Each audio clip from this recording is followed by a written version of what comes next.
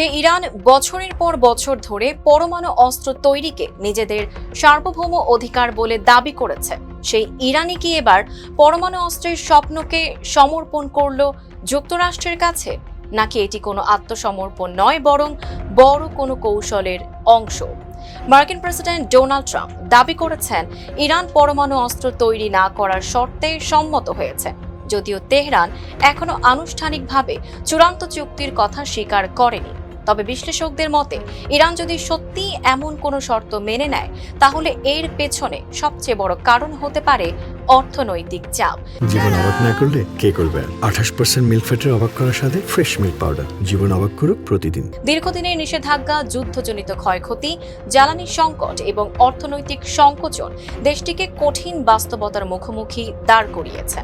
সম্প্রতি ইরানের প্রেসিডেন্টও অর্থনৈতিক চাপ ও যুদ্ধের ক্ষতির কথা প্রকাশ্যে স্বীকার করেছেন। তবে এটিকে আত্মসমর্পণ বলা কঠিন।